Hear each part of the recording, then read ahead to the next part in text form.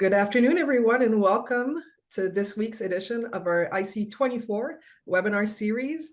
This week, we're doing something that we've done in the past with a partner that is steadfast with CVCA, Davies. Every year we've done, since we've started doing these webinars, at the beginning of the year, a scan of what's happening out there, the trends that you're seeing in the market, what GPs should be thinking about, some of the challenges that are facing all of our members.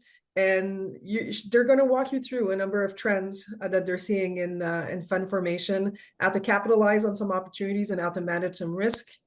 We got 4 partners in the fund formation group at Davies joining us today. We have James O'Shea, Brooks Jameson, Sébastien Thériault, and Josh Koretsky, who's going to be, I think, acting as your moderator today and leading us or starting, from what I understand, the conversation. And then I'll be back at the end. I'll remind everyone that there's a Q&A button, and these conversations are a lot more interesting when everyone participates. So feel free to put those into the Q&A at the bottom, and they'll appear on the screens. And one of the participants from Davies is going to throw these questions to some of their partners to see how they can best answer them. So I hope you enjoyed this conversation. Last year, it was one of our highest rated webinars, and the slides will be available. I know we're going to get that questions after and the recording is also always available on our website and will be mailed to you. So if you hear something interesting today and you think one of your colleagues or someone should have heard this, you'll be able to circulate the recording of this session. So Josh, the floor is yours, and I'll be back at the end. Thanks very much, Kim. It's great to be back. And as you mentioned, this is, I think, our second or third year doing this webinar, Current Trends in Private Funds. And it's sort of a good opportunity for us to look back on the year and sort of see what we saw and what we we at Davies worked on, and what our sponsors that we work with were thinking about, and then to kind of think forward to the year ahead and to think about, what are things that we think, people should be aware of that it may impact them in 2025. So maybe just before we begin, a quick public disclaimer notice. The information and comments here are general information only and do not constitute legal advice, a complete statement of the law, or opinions to be relied upon in relation to any particular issue or circumstance. For particular applications of the law to your specific situations, please seek professional legal advice. And obviously, we would be more than happy to speak with anybody about any of the items that we are speaking about today. Feel free to reach out to any of us. Kim introduced us, so we won't do that, other than to say that Brooke, James, and I are in our Toronto office, and Sebastian is in our Montreal office. Some of the things that we like to talk to you about today are the current fundraising environment, alternative sources of liquidity, so continuation funds, secondaries, alternative fund structures, GP stakes transactions and succession plannings, and then technology and AI. Interestingly, some of these trends are similar to things that we talked about last year, but things have changed, and so we want to give everyone an update. And then some of them are new. For example, technology and AI. That's not something that was beginning to be on people's radar screens perhaps last year when we gave this presentation, but in 2024 and going ahead in 2025, it's become that much more important to everyone. So with that, let me pass it on to James, who's going to talk a bit about the current fundraising environment. Thanks, Josh. I think before I launch in, we've got a brief video from Ilana Lozier, who's at August Advisors, a placement agent here in Toronto. So perhaps we'll go to the video first, and then I'll speak more generally on the fundraising market. Thanks, James, and thanks for reminding me. I did fail to mention that we are doing a twist this year, and that is that we solicited videos from several service providers and sponsors that we work with, and we have a few embedded in here. We thought would be a bit more interesting for some other people to give you their thoughts on the trends for this year. Hi, my name is Ilana Lozier, and I'm a vice president here at August Advisors. August Advisors is a boutique placement firm here in Toronto, and we work with high-quality middle-market alternative asset managers exclusively serving Canadian limited partners. Today, I've been asked to discuss the Canadian fundraising market and what that means for Canadian funds. From our perspective, we really believe there are three key themes that will shape 2025 from a fundraising perspective. The first, since 2022, the fundraising environment has been quite challenging, and we expect to start to see a recovery here in 2025 as there remains significant opportunity and appetite for high-quality alternative asset managers. The second point is that institutional investors continue to prioritize and seek out liquidity, which positions the secondaries market as a key area of interest heading into 2025. And the third point is that the access to private capital has really been the key driver of innovation, and we expect this to continue as public markets lag. Overall, our firm is quite optimistic on the fundraising environment here in 2025, and we look forward to seeing what is in store.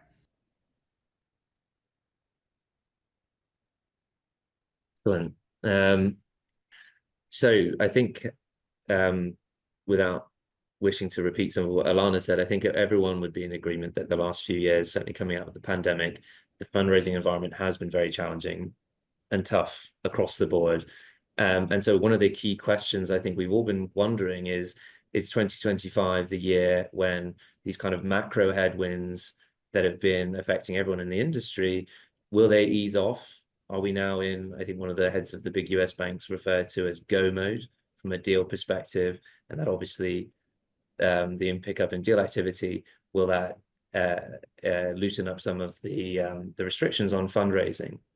So I think that what we're seeing is that if you turn the clock back to this time last year, some of those key fundamentals which we were all hoping to improve have improved. You know, interest rates are coming down, and the direction of those rate cuts, certainly in Canada, seems to be still downward, which is largely viewed as a positive for freeing up financing for doing deals. However, I think that the key concerns around inflation persist. It's still quite sticky. And certainly if you're looking in the US, that kind of hope for faster and bigger rate cuts has perhaps stalled a little bit. So I think it's a bit of a mixed picture from the kind of market fundamentals that we were hoping to see improve more generally. Again, like from a stepping back from economics to a more kind of political aspect of the macro environment. In 2024 is obviously a US presidential election year that has the general uncertainty of a potential change in administration and overall policy.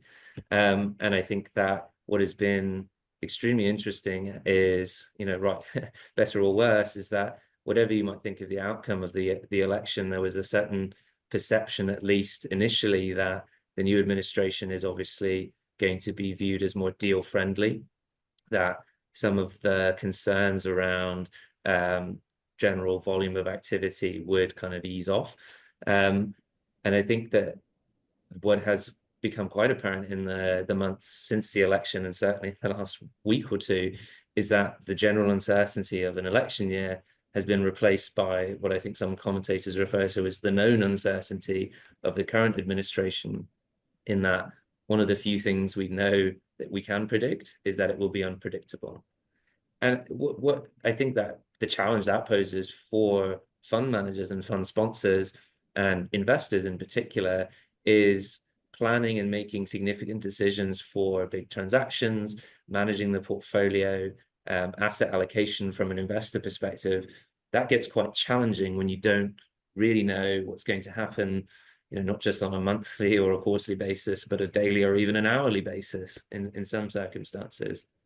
And, you know, and a key element, obviously, of that uncertainty, which is very keenly felt, obviously, here in Canada, is the potential, you know, trade wars, not just globally, but specifically in Canada with, you know, the T word, tariffs.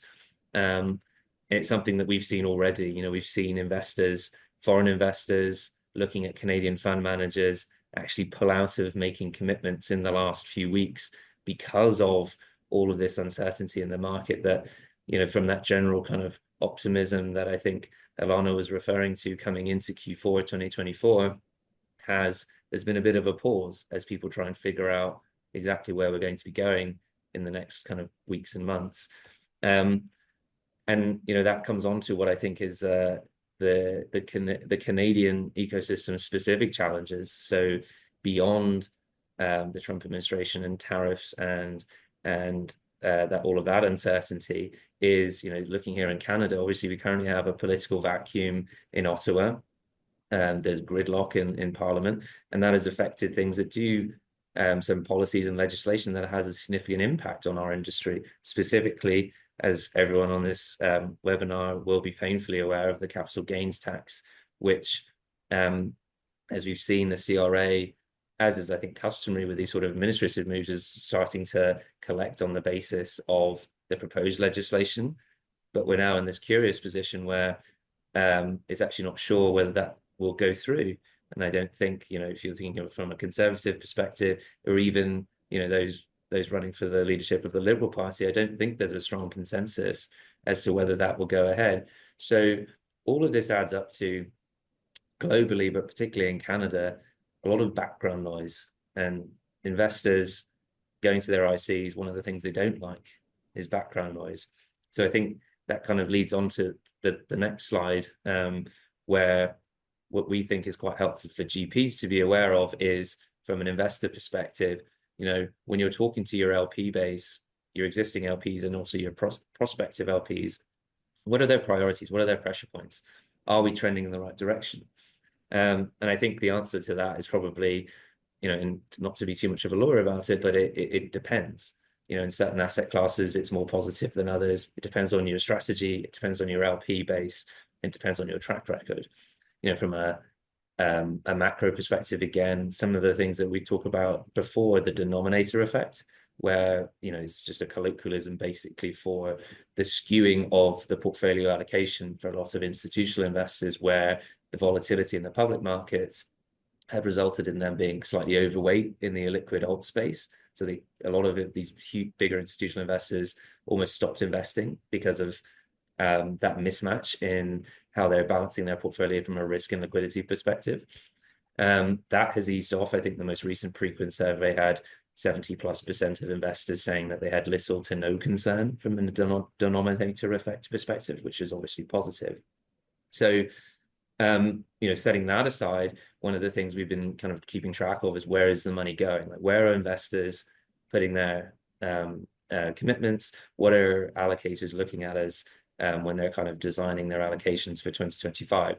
And I think what's unquestionably true is that there's been a continued concentration and consolidation in the market. So the big managers are getting bigger. The middle market is challenging, and first-time managers, it's an extraordinarily tough time, I think, across the board when you're looking to raise funds. And one of the differentiators for the larger managers, and one of the things they're able to offer some of these larger investors, and what's been quite attractive, is this customization. So managers that can offer larger investors the ability to maybe design a portfolio in a way that wasn't, historically the case, where you had flagship fund after flagship fund, where managers can offer investors the ability to kind of pick and choose different parts of the platform. I think those managers have really been able to capitalize on that with some of the larger allocators. I won't talk too much about specific assets and sectors. My partner Josh will talk about private credit in particular. There's unquestionably concerns around venture and real assets, which have continued to struggle in raising money. I'm going to flip the last 2 points around slightly, in that the things that kind of thematic and second, referring back to the political environment, you have this kind of ESG, and what does that mean? And frankly, is ESG in retreat from where it was in the last 5 years, which 5 to 10 years plus, where there's been such a focus on ESG, not just from an operational perspective and reporting, which I'm sure many sponsors have had to deal with, reporting in these very detailed requirements and formats, and how do they do that, but even from a kind of more thematic perspective, and the focus on sustainable investing and the allocation of investor commitments to those funds. For the last few years, there's obviously a lot of the noise in certainly south of the border, where you have certain state pension plans who won't invest in managers that focus on ESG or view climate or sustainability as important in their portfolio. There's, even in the last week or two, there's obviously all of the noise around DEI, and how will the industry react to that, and how do managers do that? I think, the general direction is maybe a bit more of a retreat a little bit, when you have, BlackRock pulling out of the Net Zero Alliance. I think operationally, how does that affect managers? For those who aren't focused on sustainability, all of the reporting and stuff like that, I don't think we're expecting that to really change. what might change is the tone and how people kind of approach ESG and pitch themselves from that perspective. And then the last point that I'll make is from how investors are viewing the market, and Ilana touched on this in her points, is one of, if not the key drivers for the fundraising market is liquidity. Because frankly, as I think most investors have found and most sponsors are trying to solve for, is that there just hasn't been enough of it for investors to then drive fundraising going forward. So, traditional exit routes are still very difficult. M&A is still patchy, it's still slow. The capital markets have shrunk significantly, particularly in Canada. And so what you really see investors focus on is liquidity. And one of the interesting things for that is when they're looking at managers, the focus is as much, historically performance. You think about IRRs.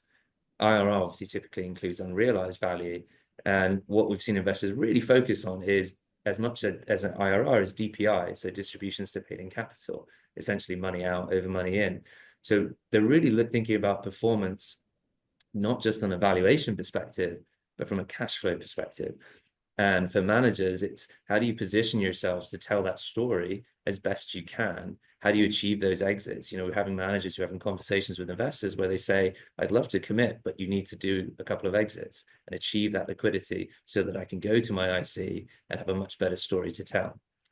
So with that, I think I'll pass it off to my partner, Sebastian, who will talk about liquidity and in the background context of the challenges with traditional exit routes. What are those alternative sources of liquidity and how are managers trying to deal with that? Thank you, James. So as James mentioned, I will discuss alternative sources of liquidity. So I will not repeat what James just explained. Liquidity has been an issue in the market for now a number of years, and it's impacting fundraising. LPs are focusing on DPI as much as IRR. We've seen significant growth in secondary transactions. And we're seeing that clearly in Canada. So GPs are faced with a need to provide liquidity to their LPs in order to continue to fundraise. And at the same time, they often pursue long-term strategies. There's no clear exit path, so they're looking for alternative solutions. The two solutions that we've seen the most in the market are GP-led secondary transactions or continuation funds, and perhaps more recent trend, which is the net asset value or NAV facilities that are perhaps more present in the US, but are definitely coming to Canada. And we definitely see those trends to not only continue, but to grow in Canada. And if we look now more specifically to continuation vehicles,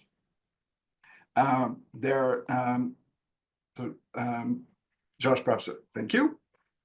You'll see some data that we shared from Preqin that shows that, again, 2024 was a record year for continuation funds in terms of a number, not quite in terms of size, but certainly in terms of a number of continuation vehicles closed.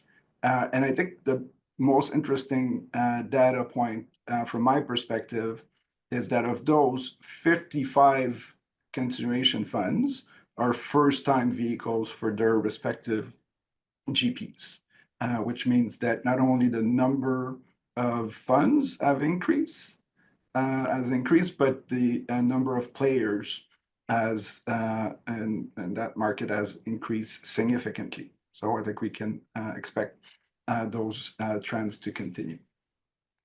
I'll just stop to just explain very, very briefly that these continuation vehicle transactions can vary obviously from one to the other, but the basic premise is you're selling one or more of your portfolio companies to a new vehicle that you set up and for which you raise capital.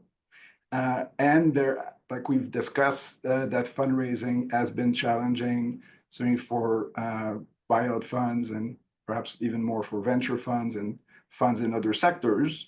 It has not been as challenging for secondary funds, and in particular funds and investors looking to invest in GP-led transactions. There has been a lot of interest and appetite for investments in these transactions. Traditionally, those transactions were used more near the end of the term of the fund or the investment horizon of the fund in order to continue to hold on to a portfolio company or a number of portfolio companies that you could not dispose of at full value.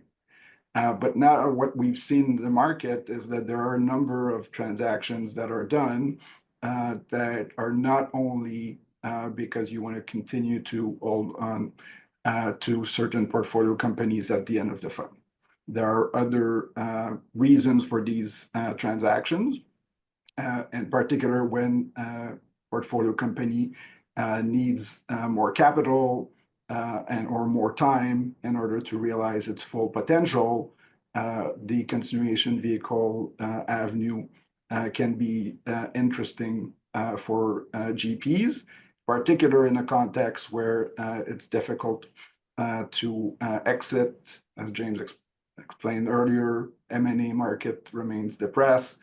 Capital markets, certainly in Canada, been very challenging. So the IPO exit route is very challenging. Therefore, these transactions can be interesting for GPs. The reasons you would do these transactions, as I mentioned, provide additional capital, extend the investment horizon to realize the business plan, the strategy, realize full value. But at the same time, these transactions may benefit investors in that they provide an option for liquidity, and therefore LPs may decide for themselves whether they want to cash out and receive liquidity or continue in the business, which is an interesting feature from the LP's perspective. And obviously the challenge is the information available and the time available to make those decisions. But that is certainly an advantage from the LP's perspective. And at the same time, it provides for the ability to reset the terms. And terms in the continuation vehicle will be different than in the fund in which those assets are originally held. These transactions can be very complex. They take time to plan and to execute. First, they obviously present significant conflict of interest issues because you're obviously dealing with a GP selling one of its portfolio companies to another vehicle that it controls. So you have to work with the advisory committee early on in the process and explain the rationale for the transaction. You have to think about valuation, in particular because of the conflict. So how do you demonstrate that the transaction provides fair value for the investors in the selling fund looking to exit, as many would elect liquidity for the reasons that we discussed earlier. You need to plan for getting a fairness opinion most of the time for that reason in order to satisfy the advisory committee and LPs generally of the value. It's a process that takes time because you need to raise capital in a new vehicle. And I mentioned there's more capital for these vehicles. Like there's a lot of dry powder, and I don't have the exact figure, but it's an astronomical number of capital available for these transactions. You need to provide for an election process with sufficient time for your LPs to make a decision, and you have to provide disclosure in the form of a disclosure information memorandum, which takes time to prepare. There's obviously a challenge around carried interest. It's an exit, therefore you crystallize carried interest on the exit, but in order to maintain alignment with the LPs, the general rule is you need to roll the, in Canada, it's the after-tax carry. In the US, you'll often hear about rolling the full carry because it's a lot easier to roll the carry on a tax-deferred basis. It's not necessarily the case in Canada. So that's perhaps a nuance between the US and Canada, but you need to roll the carry. You need to address how you allocate transaction expenses because you have multiple parties and a context where there are conflicts. So you need to think about that and carefully consider the allocation. And it's a transaction between two funds. You need to provide for reps and warranties and indemnities. So you absolutely need to obtain reps and warranty coverage that's sufficient for the purposes of the transaction. If we move to the NAV facilities, which is something that, so we've certainly seen a lot of continuation vehicle transactions. We have not seen as much of NAV facilities. Like we were chatting among ourselves, like we hear about it all the time. It's definitely a trend because everybody is talking about it.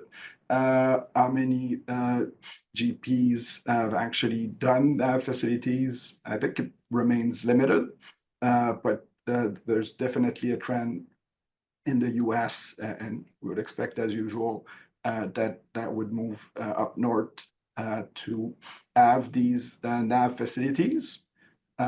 So they're different than, I think, now the common subscription facilities that most funds have, which is to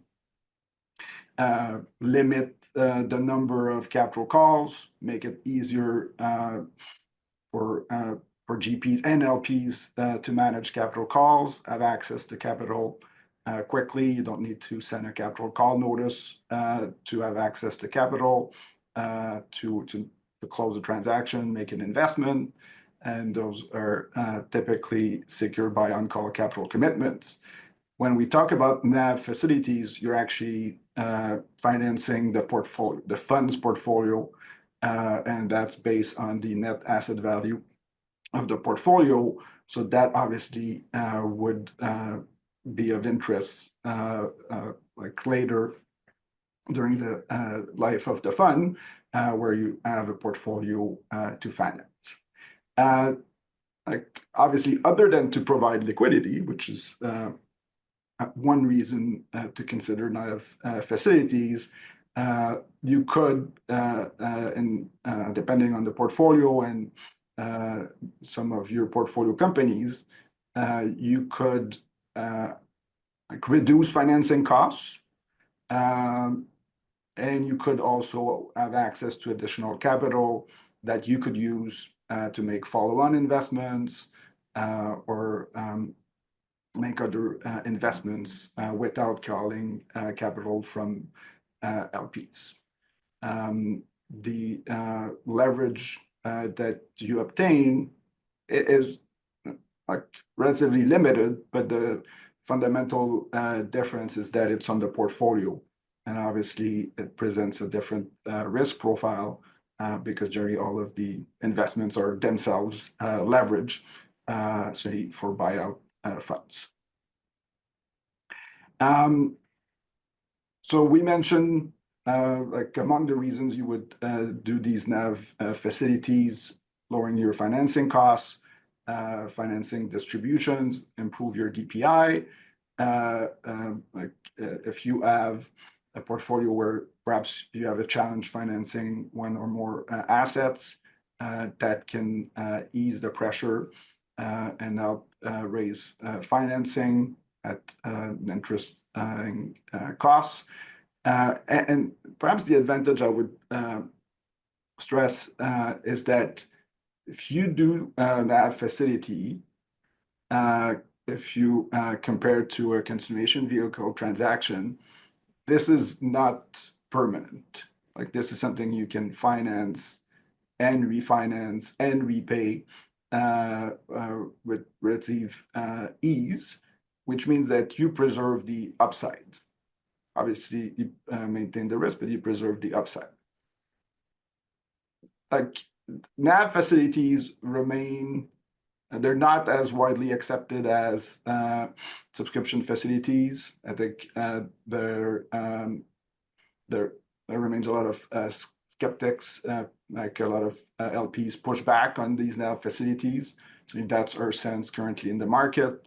Reasons among which LPs push back, like it's not really increasing like DPI, just increasing leverage, which is perhaps a debate you could have like for like dividend recap transactions or other similar transaction. It's leverage on leverage, as I mentioned earlier. You already have leverage at the portfolio company level, so that creates perhaps an excessive level of leverage from the GP's perspective, from the LP's perspective, and you would through these facilities face a situation where potentially like if you're required to repay, you have to find liquidity. So the purpose of the NAV facilities is to generate liquidity, and you end up potentially in a situation where you have to generate liquidity to repay. And last point I will make before I turn it over to Brooke is like this is relatively new. Most of the time not well documented or provided for in fund documents. So perhaps something to keep in mind going forward as these NAV facilities become more common. On that, I will turn it over to Brooke, who will talk about alternative fund structures. Great. Thanks, Sebastian. It'll be interesting to see if NAV facilities get more take up in Canada going forward. So we're going to speak quickly about alternative fund structures. You can see from the quote that we've got on this slide that interest in alternative fund structures is not new. We and other commentators have identified it as a trend for the last several years. And I think it's fair to say that we continue to see a fair amount of interest by GPs and investors alike in alternative fund structures. So moving along, there are two main reasons for this continuing trend, I think. Firstly, we're seeing a lot of interest by GPs in accessing the retail market while continuing to limit their marketing to accredited investors. And open-ended structures such as mutual funds are far more common in the retail space than they are in the institutional space, which has traditionally looked to the closed-end 2 and 20 model. Secondly, some institutional investors like the idea of making more long-term investments and avoiding the need to go back to their ICs every couple of years to get approval for a re-up. That approach is obviously also attractive to GPs on the basis that it reduces the risk that their investors may pivot in terms of their investment strategies or focus. And not to mention, going back to something James mentioned, being exposed to the risk of, becoming subject to the denominator effect where their investors can't actually invest at a particular time. So if you're a GP looking to set up an open-ended structure for either of those reasons, you should know that unless you're partnering with a firm to focus an access fund, which it continues to be fairly cookie cutter in nature, hybrid funds still tend to be fairly bespoke, and you'll end up spending more time thinking through the terms of the fund than you otherwise would in the context of a traditional closed-end fund. In addition, open-ended funds tend to be subject to increased regulatory oversight in Canada. In particular, the dealer registration requirement will apply to an open-ended fund. And you'll need to, if you're going after the retail market, you'll need to engage someone with a strong distribution network. For example, many of the banks have networks that can tap into their wealth management groups in order to facilitate, getting access to that market. And finally, something sort of not to be forgotten in all of this is how is it going to impact your operations? You may need to beef up your back office, and if you haven't done so already, hire a fund administrator to help you facilitate ongoing redemptions and subscriptions. And of course, you'll need to think about how to fund redemptions if you don't have a liquid strategy, which takes me to the next slide.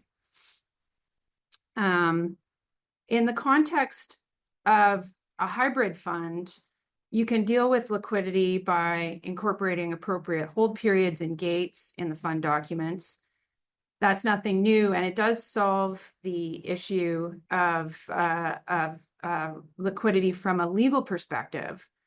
But practically speaking, if you do gate redemptions for a period of time, you may end up having investor relations issues, as we've seen some funds experience, if a large redemption queue forms and you've gated redemptions for several months or years. The other approach that has become quite popular in Canada that's reflected on this slide is the mutual fund trust. Mutual fund trusts are generally open-ended and must be redeemable on demand, meaning you can't deal with liquidity by using gates or hold periods. MFTs are quite popular in the retail space, including in the access fund context. And they can also be an attractive investment vehicle for non-resident investors, even institutional investors, particularly in the context of real estate funds, for example, because there are some tax benefits there. That said, there are limits on the number of non-resident investors that can be admitted to a mutual fund trust. So you have to bear that in mind. It's not a complete solution for non-Canadian investors. We've seen a number of groups use the approach of providing for the option of satisfying redemptions by using a promissory note here in Canada. And just please keep in mind, there are some risks associated with that approach.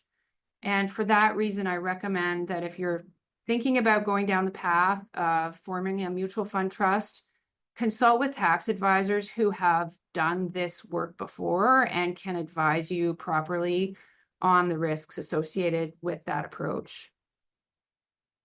That's all I really wanted to touch on alternative fund structures. So I'm going to pass it over to Josh for a quick discussion on the private credit space. Thanks, Brooke. So we've touched upon private credit funds in the past, and maybe we'll just use this as a brief update on sort of what we're seeing with respect to private funds in 24 and looking into 25. We have a quote here. We are financing many of the same companies that used to go to the public markets. Ignore us at your peril. That's very true. Private credit has raised a significant amount of money in the past 3 to 4 years, basically since the pandemic started. And especially in the US, private credit is giving the banks a run for their money, much less so here in Canada. But in the US, we are seeing private credit funds finance large-scale transactions in a scale that 2 years ago they would never have been able to do so. Here in Canada, the private credit fund market was very robust in 21, 22, and even into 23.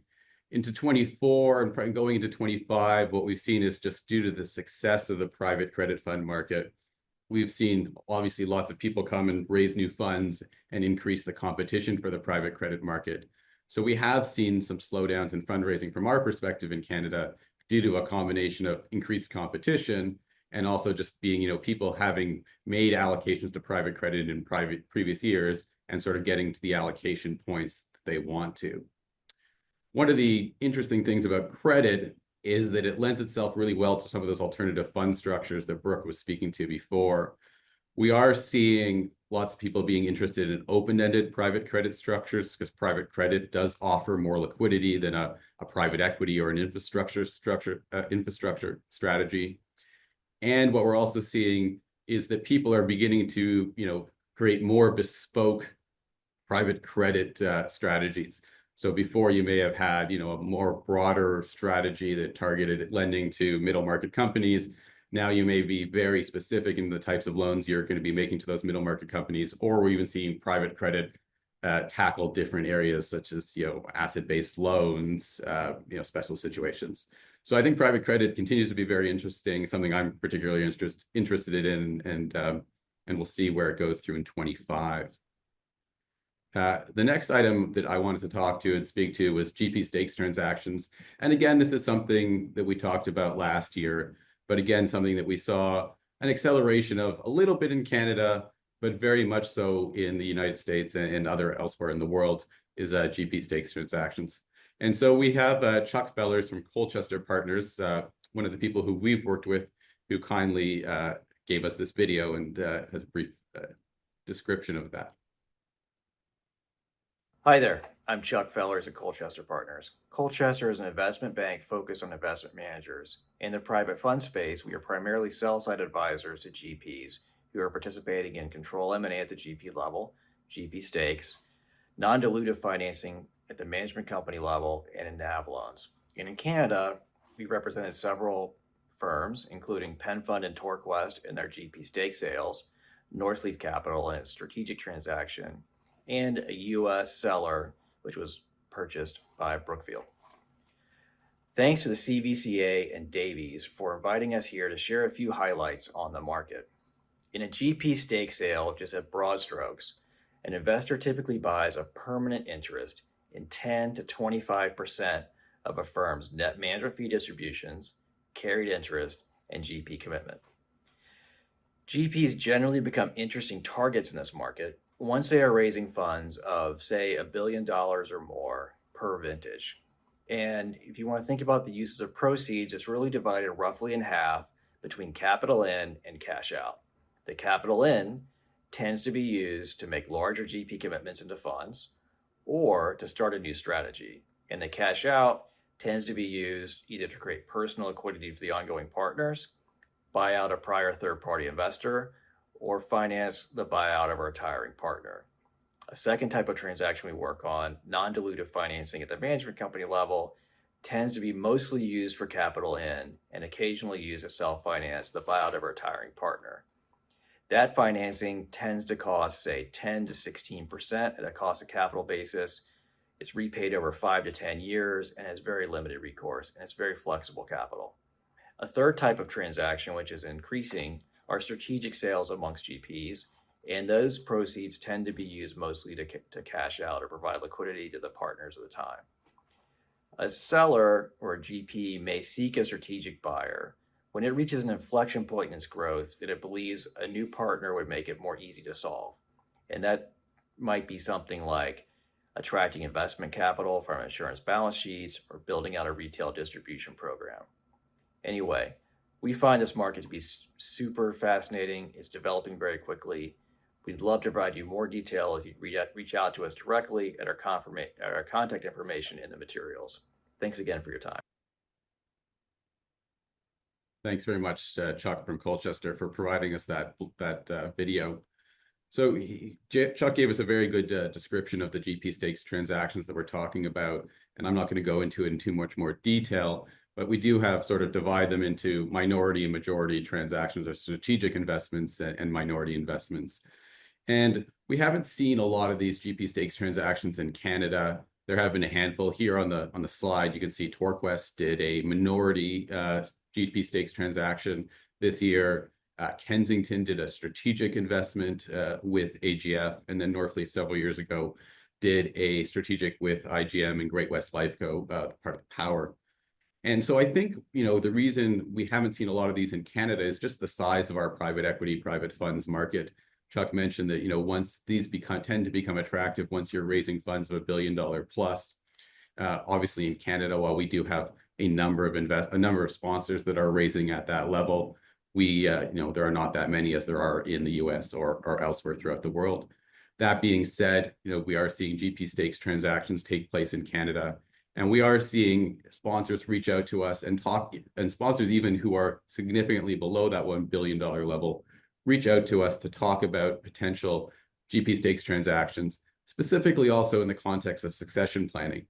So a lot of the funds we worked with have been around now for, 20 years or so. Some of them are obviously a lot younger than that, but the guys who kind of started at the beginning of the private equity game are in that 20-year vintage. And they're beginning to think about succession planning and how to do that. And that's obviously a very complicated topic. And there's, many ways to do that. But one of the ways is through, bringing in a strategic partner, as Chuck mentioned, to provide liquidity, or even to bring in a minority investment partner, such as Ridge Lake in the case of Torquest. And there are quite a number of US-based private funds that have been set up to actually do specifically GP stakes transactions. And they are a source of liquidity, succession planning. There are other ways to deal with succession planning, such as, having the next generation buy an ownership interest from the founders. But again, that requires the next generation to actually have the capital wherewithal to do so. And also, just kind of bringing the next generation in kind of organically through long-term equity incentive plans and other mechanisms. But again, there's lots of different options out there to deal with succession planning. And as there's kind of really and really it ends up being a very bespoke solution, depending on the circumstances of a particular firm. So we do find this very interesting. We do think GP stakes and succession planning in particular is going to be very interesting. It's going to be talked about in 25 and really probably in the foreseeable future, as those firms that, were set up 10 to 15 years ago have to kind of grapple with what's next. With that, let me pass it on to Brooke to talk a bit about tech and AI in the private fund space. Thanks, Josh. Yeah, tons of options for succession planning in particular. So in terms of tech, we've put up this slide about AI just because it's obviously top of mind for everyone in the wake of all of the excitement about DeepSeek.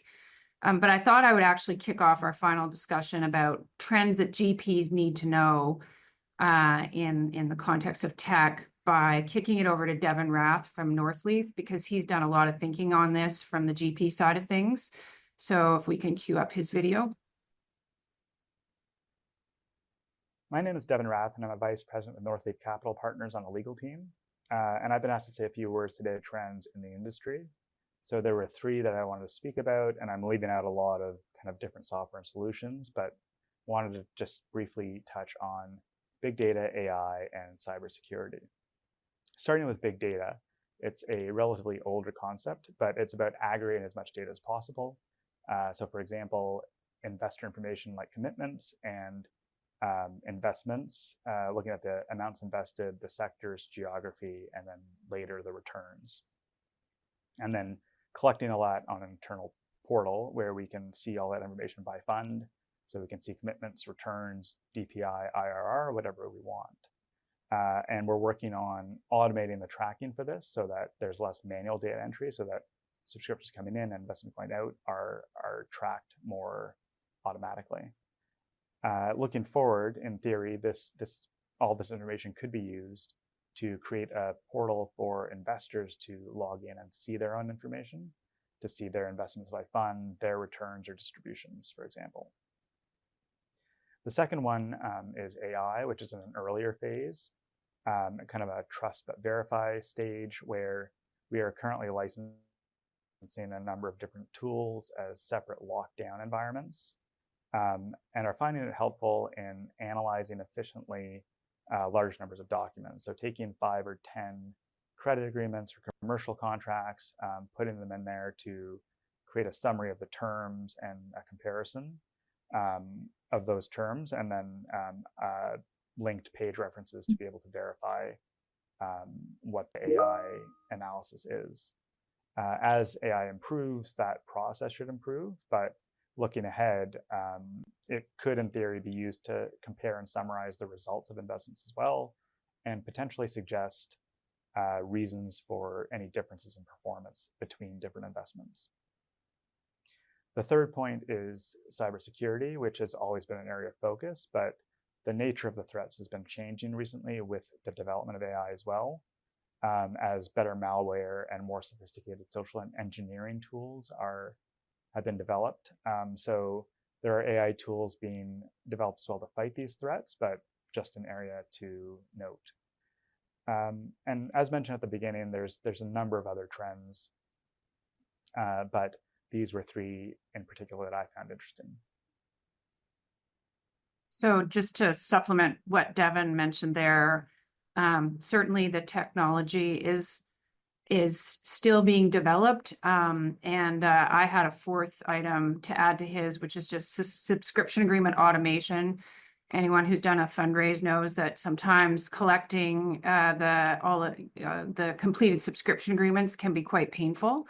And there are software tools out there that that many GPs are using currently. The technology is not perfect yet, and you'll have to put in a certain amount of work on the front end to make that all to get the efficiencies in the long term. But in the short term, there is some work that you and your legal counsel will need to do in order to get the subdocs up on the system. And at the end of the day, not all investors love filling out their subscription agreements online. So to be investor friendly, you may need to offer the option of both until people kind of get more accustomed to the technology. So Josh, I think that was all I needed to highlight from a tech perspective. I'm looking at the Q&A. I don't see any open questions. So I don't see either, unless Brooke and I are not using it properly, but hopefully we are. I think we do have a few minutes, so maybe some of us can kind of chime in on some of the, Kim, if we do have a few minutes, maybe some of us can chime in on You have a few minutes. items our colleagues talked about. So I have a few thoughts to add. On the subscription automation that Brooke mentioned just now, I would say that we've used subscription automation with 2 fundraisers that we've just started. And what was pitched to us by the service providers, we looked at a number of service providers before we chose the particular service provider that we're going with. And it was pitched to us as being very seamless. And in our tests, it was portrayed to be very seamless, but in practice, it has actually been much more difficult to implement and a lot more bugs to work through than we had expected. So I think it is definitely the future. I think everyone is definitely going to be using them, and we continue to recommend to our clients to do so. But there's definitely a lot of growth and a lot of things you need to work through at the outset to make that work. And maybe on the fundraising environment, and this is something that I've been probably saying for years now, and that is, it is a very difficult to fundraise in Canada for a private equity fund that is looking to raise between, call it $200 to $500 million. And that is because, from my perspective, and if they're looking to raise that from Canadian investors, and that is because the big pension funds that are out there, the CPBIVs, the OMERs, the DCIs, I don't want to say that they've outgrown Canada, so to speak, but that they have very much are looking to write very large tickets. And if you want to rate a $100 to $200 million ticket for a particular fund, and that fund is only looking to raise $300 to $400 million, it's sort of the math doesn't really work. And so where we saw investor funds go out at the late 2010s and get investments from these, and these pension plans would be their anchor investors, are no longer there in 23, 24, 25. And we're seeing that in particular, those sponsors rather, are really struggling to find Canadian investments to replace those pension plans. A really interesting thought, Josh. And just for the interest of all the listeners, in the fall or the winter, because it became the winter economic statement since it came in December, the government did put forward $2 billion, one for VC and one for mid-market companies. And that was part of the proposal that CVC had put to Stephen Pelosi as he was asked to do some homework and come back to the government in collaboration with the pension funds as to what could be done. These conversations are still ongoing. And for us, it was a reflection of these pension plans looking at their current allocation on alternatives, that pie that you would have PE, VC, credit, and a gamut of different funds, and to have a fund-to-fund vehicle that would allow them to give smaller checks and to have this capital pool together to service the Canadian markets. And the beauty is that even though there's craziness in Ottawa, these conversations are still ongoing. So there's some rays of sunshine on the horizon that perhaps we will see these dollars flow to GPs in Canada. A much happier note to end on. Absolutely. That's great. That was wonderful. And you touch on so many things that we're looking to put forward in terms of conversations at the conference in Calgary at the end of May. We're going to talk AI, we're going to talk liquidity, we're going to talk fundraising, we're going to talk succession. So you hit all of the high marks. So you guys were right on point. A big thank you to Davies and to all four of you for doing this with us again. To those who listen, these slides will be available, the recording will be available, circulated to your teams. And we'll see you for CVCA on the 13th. The next webinar, we're going to be talking about what everyone's thinking and talking about: tariffs, US, Trump, and how the GP community in Canada should be reflecting on the possible threat to Canada's economy and the dynamics between the Canada and US market. So with that, I'm going to wish everyone a fantastic day. And to Davies, one last time, thank you very much for your partnership. Thanks, Kim. Thank you. Thank you. Thank you. Have a good day, everyone.